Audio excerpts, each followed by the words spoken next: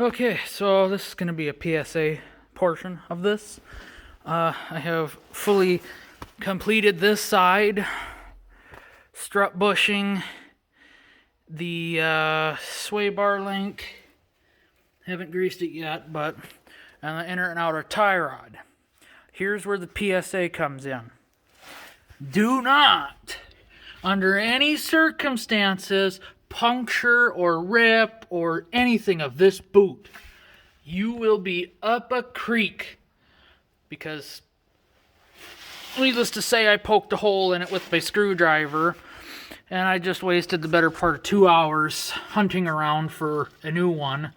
AKA, they don't exist unless you're willing to drop about $540 on one. Or on a set, I should say.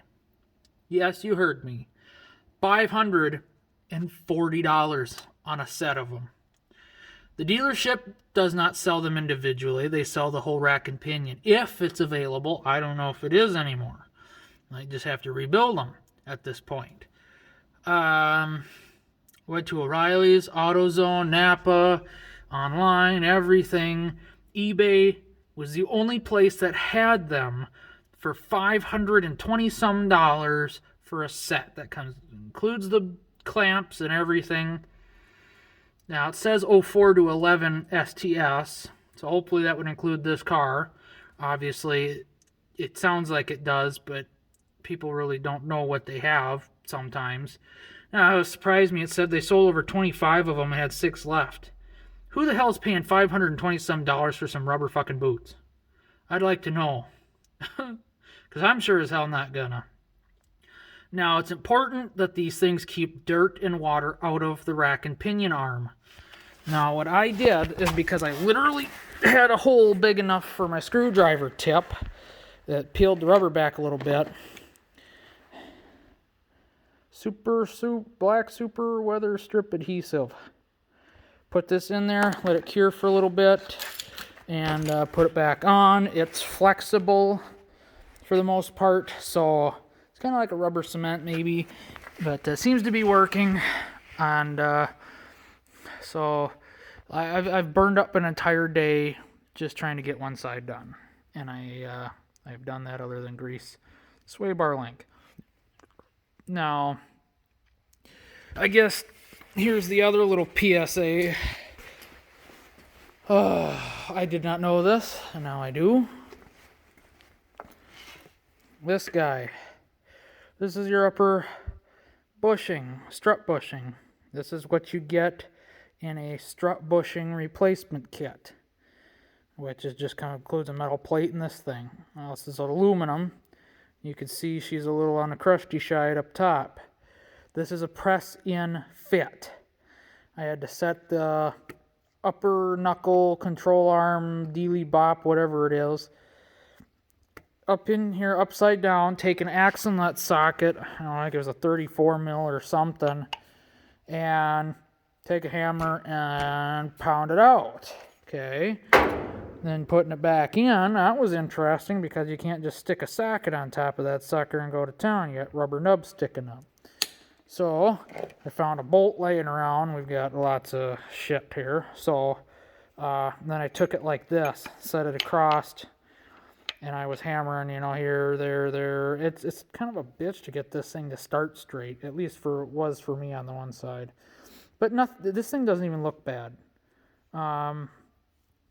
The one thing I was peeling up around the edges. Well, found out once I looked at the new one that, that's doing nothing, because I figured it was just prying up and it was just going to pop out at that point. No, it was not. So, the fun stuff, that's strut bushing. Now, just like the Honda, there are 2 parts to the strut. I will show you. And one of the parts being that upper strut bushing. The second part being this rubber isolator that the spring sits on, or car sits on, whatever. That you cannot find. At least I haven't looked too hard, but O'Reilly's and Rock Auto does not sell that rubber donut thing. So you're kind of up a creek there. I don't know. I'm pretty sure the dealership doesn't sell an entire complete strut assembly. They sell pieces, so I'll have to look online and see if you can order that even. But like I said, Rock Auto and O'Reilly's does not have that. Now, that's different from the Honda because the other part I was looking for on the Honda is available. It was just not available at the store. I'd have to order it. So, but everything's back together, comfy, cozy. To get this guy off, you just squeeze it in and pull up. It's just a spring clip. Oop. Fancy schmancy, right? Now, it's interesting how that's how that works, because I don't know how it works, but it's interesting. Oh, I tell you, I've had a day. I've had a day. I'm gonna grease this side up, get the wheel on, get this side down, and call it a freaking day. I mean, holy shit, that's almost 4:30. Well, there's the clock. What's that say? What does that say? It's 4 something.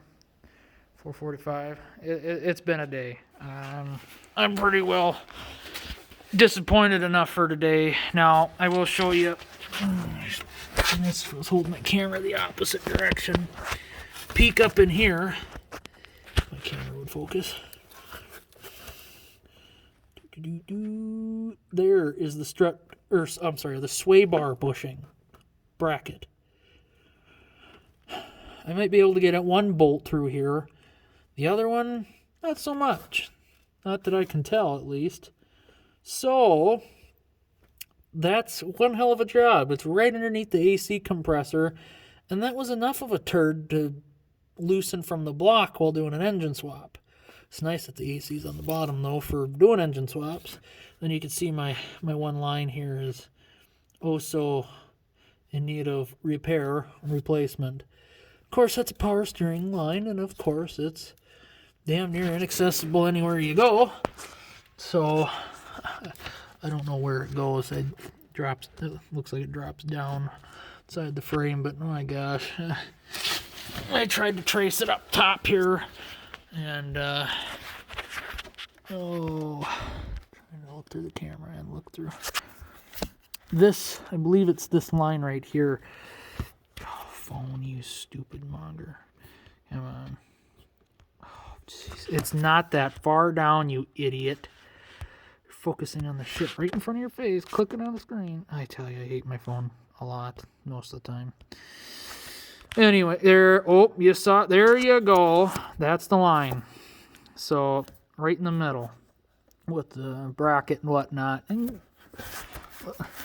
here's the room we got. Here's the room we got. Yeah, frickin' right. Oh, shit.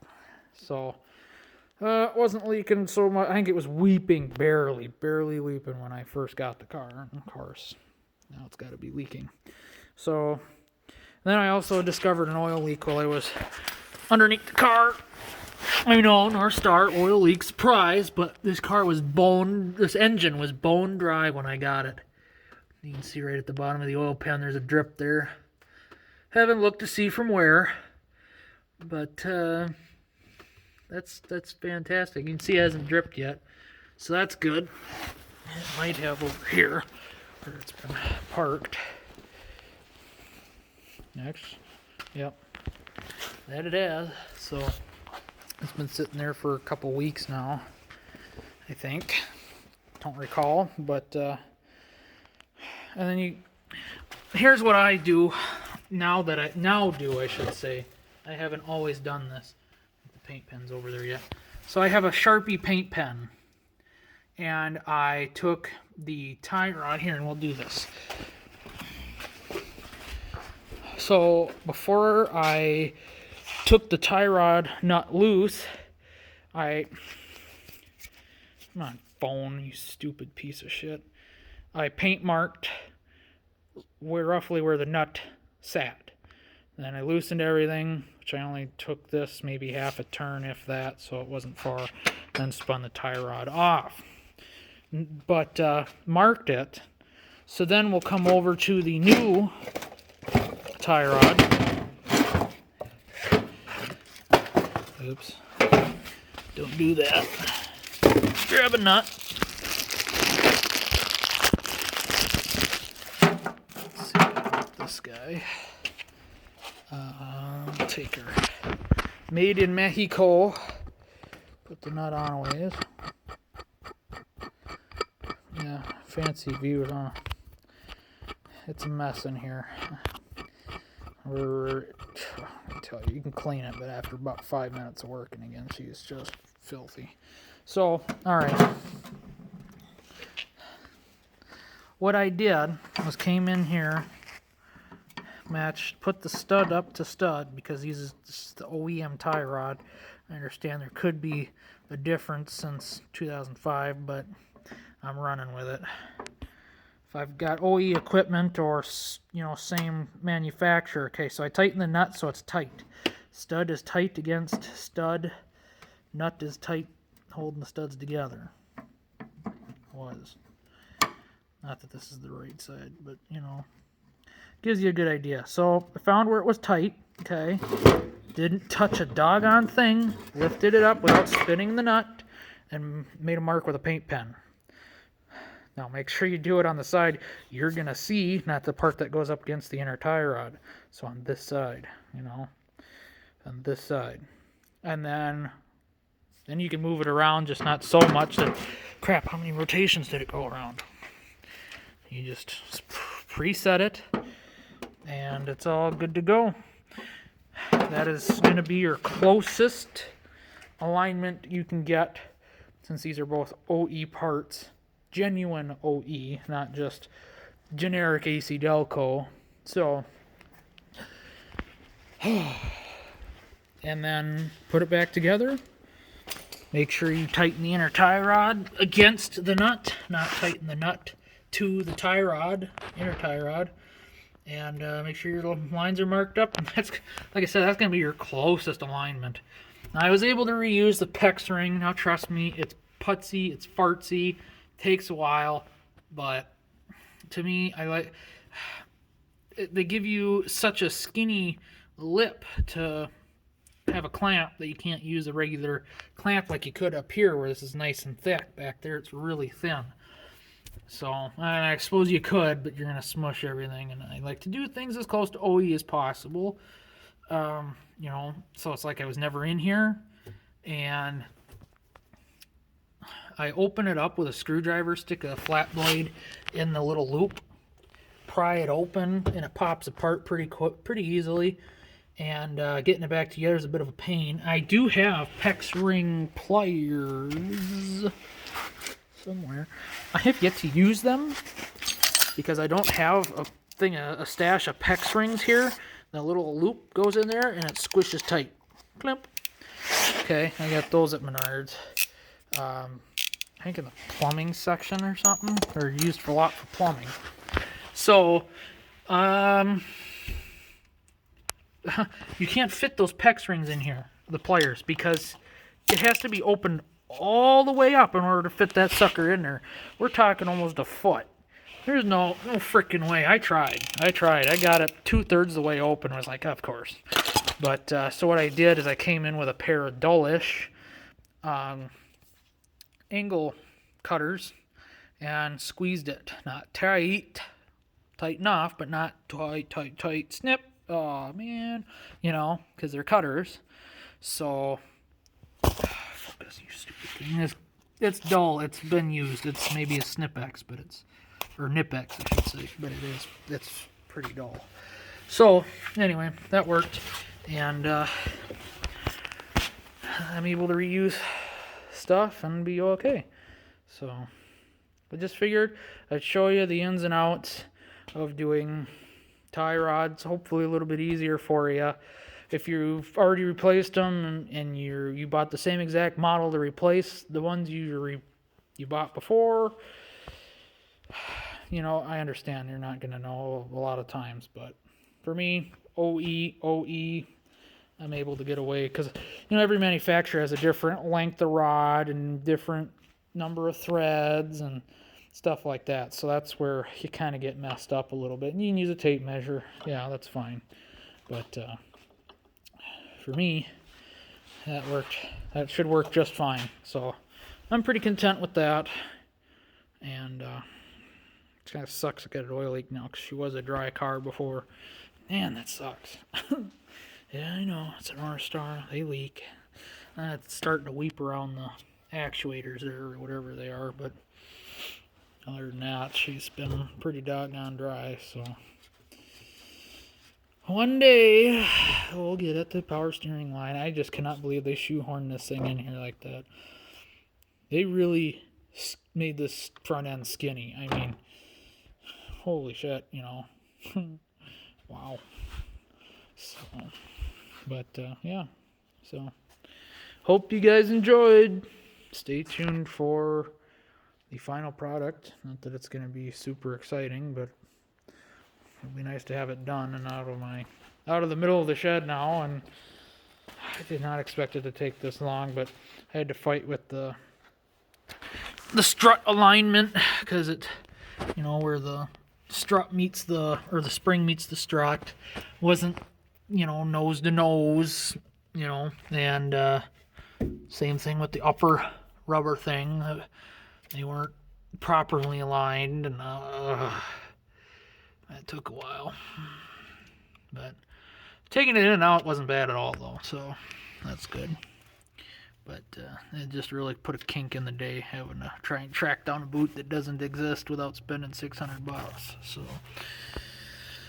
I didn't dig too much deeper. Car's not going to sit for a week waiting for a frickin' boot, and I'm not, you know, I don't know if they exist on eBay or not for cheaper. I looked around just a smidge more, but all I found was the one. So GM Parts, like I said, GM Parts Direct showed they sold it they listed it individually, but they on the diagram, but not in the parts list. So GM just said, "Oh yeah, you got to buy the whole rack and pinion," and he didn't say if it was available for purchase yet or not. So that'll be interesting if I ever need a rack and pinion. But if you have to send it out and have it rebuilt, and they don't make those size O-rings anymore.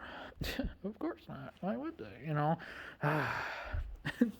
this car is not that rare, and it's not rare at all.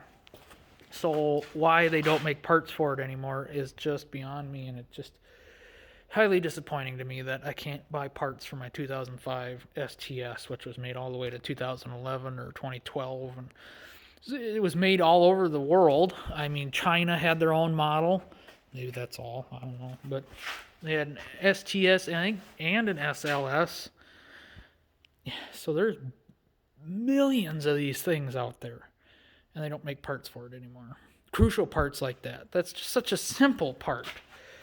But I'd really like to get my hands on an SLS. If I can get an V8 SLS, that would be awesome, because for those of you that don't know, the SLS had its very own interior, and it was a whole lot more sleek and modern than this STS ever was.